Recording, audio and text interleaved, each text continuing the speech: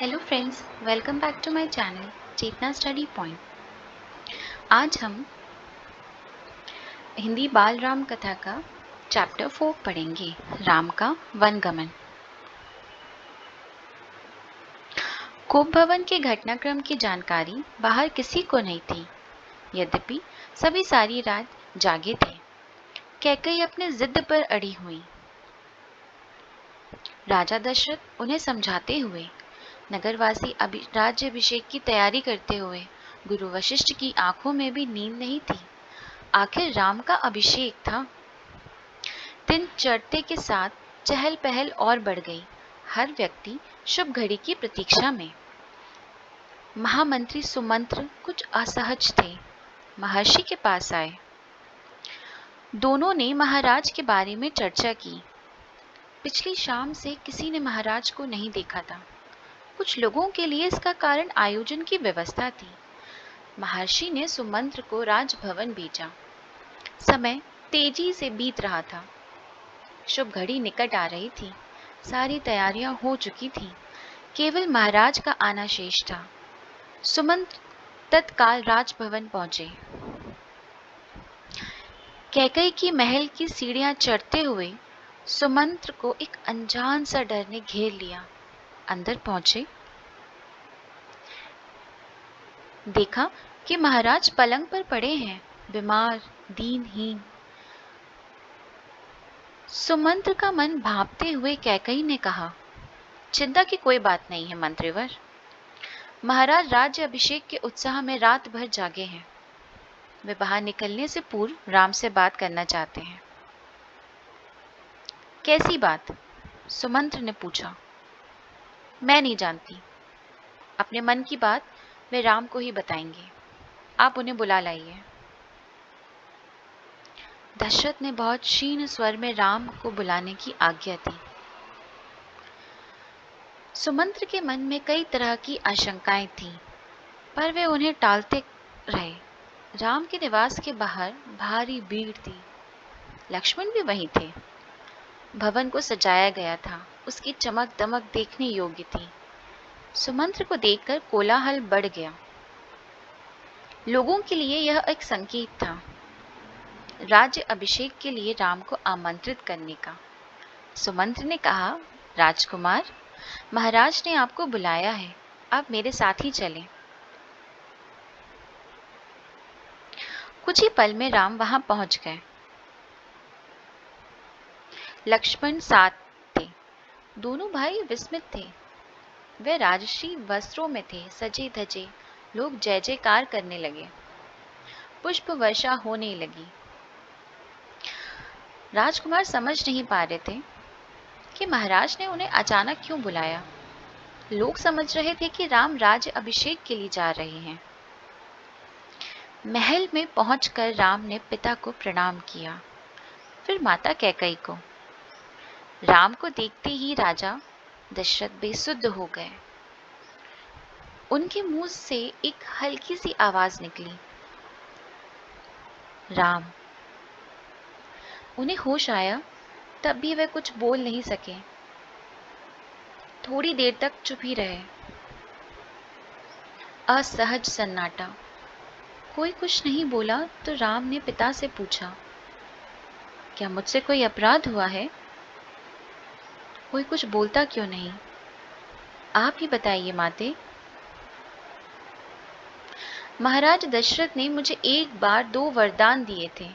मैंने कल रात वही दोनों वर मांगे, जिससे वह पीछे हट रहे हैं। यह शास्त्र सम्मत नहीं है, रघुकुल की नीति के विरोध है। कैकेयी ने बोलना जारी रखा, मैं चाहती हूं कि राज्य अभिषेक भरत का हो और तुम 14 वर्ष वन में रहो। महाराज यही बात तुमसे नहीं कह पा रहे थे।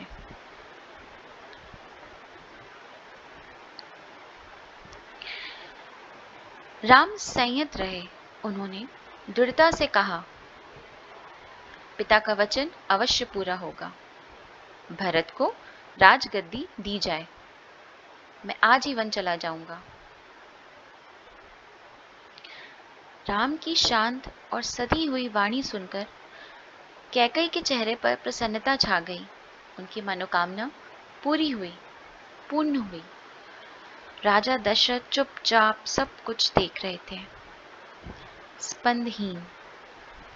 कैकई की ओर देखते हुए उनके मुंह से बस एक शब्द निकला, धिक्कार।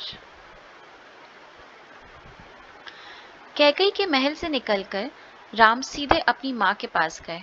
उन्होंने माता कौशल्या को कैकई भवन का विवरण दिया और अपना निर्णय सुनाया। राम वन जाएंगे। कौशल्या यह सुनकर सुध खो बैठी। लक्ष्मण अब तक शांत थे, पर क्रोध से भरे हुए।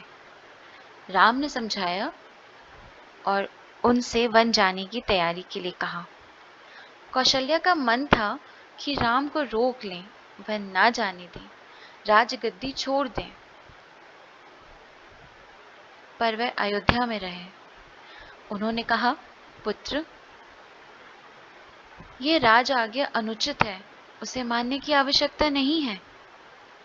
राम ने नम्रता से उत्तर दिया, यह राज आज्ञा नहीं, पिता की आज्ञा है। उनकी आज्ञा को उल्लंघन मेरी शक्ति से परे है। आप मुझे आशीर्वाद दें। लक्ष्मण से राम का संवाद जारी रहा। राम ने वन गमन को भाग्यवश आया उलटफेर कहा। लक्ष्मण इससे सहमत नहीं थे। वे इसे कायरों का जीवन मानते थे। उन्होंने राम से कहा, आप बाहुबल से अयोध्या का राज सिंहासन छीन लें, देखता हूं कौन विरोध करता है। अधर्म का सिंहासन मुझे नहीं चाहिए, मैं वन जाऊंगा। मेरे लिए तो वह राज सिंहासन वैसा ही वन, मेरे लिए तो जैसा राज सिंहासन वैसा ही वन। कौशल्या ने स्वयं को संभाला, उठी और राम को गले लगा लिया। वे राम के साथ वन जाना चाहती थी। राम ने मना कर दिया, कहा कि वृद्ध पिता को आपके सहारे की अधिक आवश्यकता है। कौशल्या ने राम को विदा करते हुए कहा, जाओ पुत्र, दसों दिशाएं तुम्हारे लिए मंगलकारी हों। मैं तुम्हारे लौटने तक जीवित रहूंगी। कौशल्या भवन से निकलकर राम सीता के पास गए, सारा हाल बताया, विदा मांगी, माता पिता की आयु का उल्लेख किया, उनकी सेवा करने का आग्रह किया। कहा, प्रिय, तुम निराश मत होना, 14 वर्ष के बाद हम फिर मिलेंगे। राम के वन गमन का समाचार तब तक सीता के पास नहीं पहुंचा था। राम को देखकर कुछ आशंका हुई। अनिष्ट।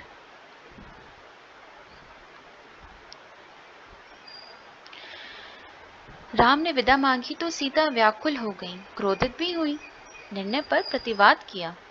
राम नहीं माने तो सीता ने उनके साथ जंगल जाने का प्रस्ताव रखा। सीता ने कहा, मेरे पिता का आदेश है कि मैं छाया की तरह हमेशा आपके साथ रहूं। अंततः राम को उनकी बात माननी पड़ी। तभी लक्ष्मण भी वहां आ गए। वह भी साथ जाने को तैयार थे। राम ने उन्हें इसकी स्वीकृति दे दी थी।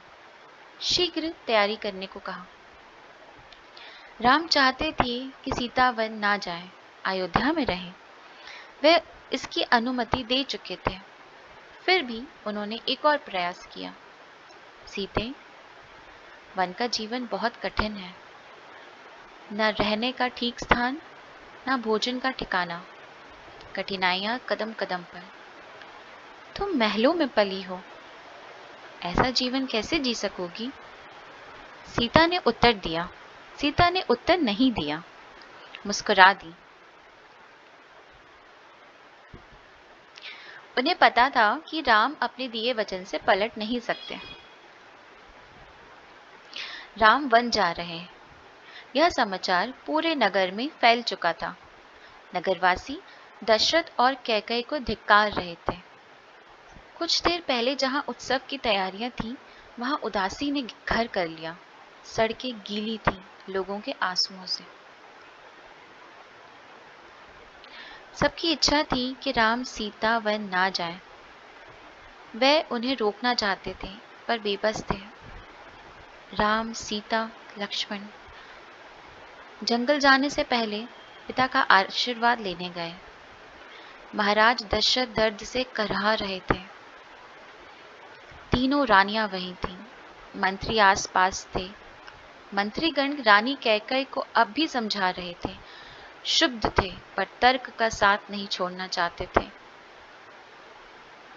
ज्ञान, दर्शन, नीति, रीति और परंपरा सबका हवाला दिया। कैकेयी अड़ी रही। राम ने कक्ष में प्रवेश किया तो दशरथ ने जीवन का संचार हुआ। वह उठकर बैठ गए। उन्होंने कहा, पुत्र,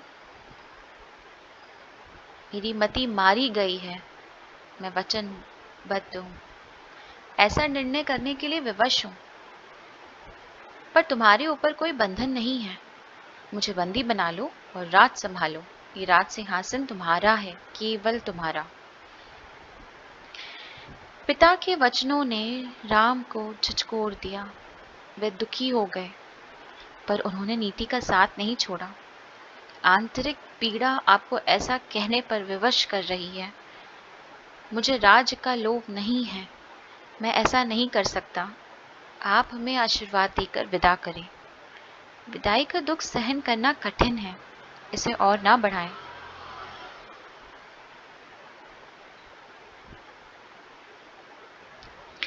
इसी बीच रानी कैकेयी ने राम, लक्ष्मण और सीता को वल्कल वस्त्र दिए।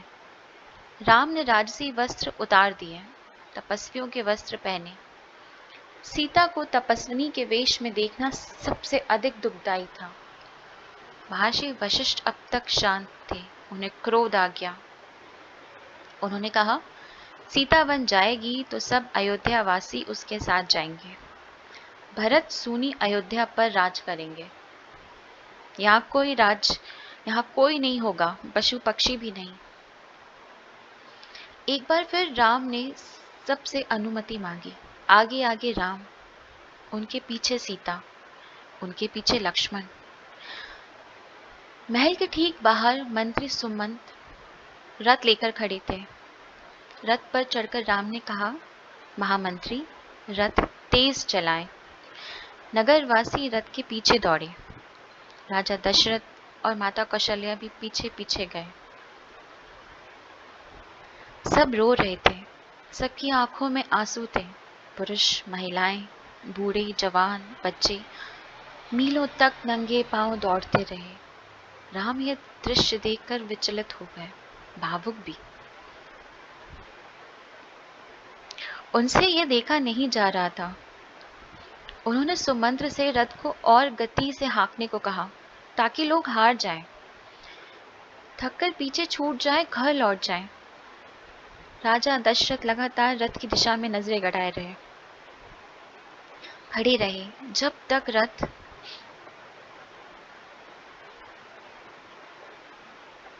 आंखों से ओझल नहीं हो गया। रथ दिखना बंद हुआ तो वो धरती पर गिर पड़े। रथ दिन भर दौड़ता रहा। वन अभी दूर था। तमसा नदी के तट तक पहुंचते पहुंचते शाम हो गई। वनवासियों ने रात वहीं बिताई। अगली सुबह वे दक्षिण दिशा की ओर चले। हरे भरे खेतों के बीच से गोमती नदी पार कर राम, सीता और लक्ष्मण सई नदी के तट पर पहुंचे। महाराज दशरथ के राज्य की सीमा वहीं समाप्त होती थी। राम ने मुड़कर अपनी जन्मभूमि को देखा, उसे प्रणाम किया, कहा, हे जननी, अब 14 वर्ष बाद ही तुम्हारे दर्शन कर सकूंगा। शाम होते होते वे गंगा किनारे पहुंच गए। श्रृंगवीरपुर गांव में निषाद राज गुहा ने उनका स्वागत किया। राम ने रात वहीं विश्राम किया। गुहराज के अतिथि के रूप में वन क्षेत्र आ गया था, नदी के उस पार। अगली सुबह राम ने महामंत्री को समझा बुझाकर वापस भेज दिया। दोनों राजकुमारों और सीता ने नाव से नदी पार की। सुमंत्र तट पर खड़े रहे, वनवासियों के उस पार उतरने तक। उसके बाद वे अयोध्या लौट गए। सुमंत्र का खाली रथ अयोध्या पहुंचा तो लोगों ने उसे घेर लिया। वे राम के बारे में जानना चाहते थे। सुमंत्र बिना कुछ बोले सीधे राजभवन गए। राजा दशरथ कौशल्या भवन में थे, बेचैन, सुमंत्र की प्रतीक्षा में। उन्होंने कहा, महामंत्री, राम कहाँ है? सीता कैसी है? लक्ष्मण का क्या समाचार है? वो कहाँ रहते हैं? क्या खाते हैं? सुमंत्र की आंखों में आंसू थे। उन्होंने एक एक कर महाराज के सभी प्रश्नों का उत्तर दिया। सुमंत्र को पता था कि राजा दशरथ को इन उत्तरों से संतोष नहीं होगा। महाराज की बेचैनी बनी रही, बढ़ती गई। वन गमन के छठे दिन दशरथ ने प्राण त्याग दिए। राम का वियोग उनसे सहा नहीं गया। दूसरे दिन महर्षि वशिष्ठ ने मंत्री परिषद से चर्चा की। सबकी राय थी कि राजगद्दी खाली नहीं रहनी चाहिए। तय हुआ कि भरत को तत्काल अयोध्या बुलाया जाए। घुड़सवार दूत रवाना किए गए, इस निर्देश के साथ कि उन्हें अयोध्या की घटनाओं के संबंध में मौन रहना है।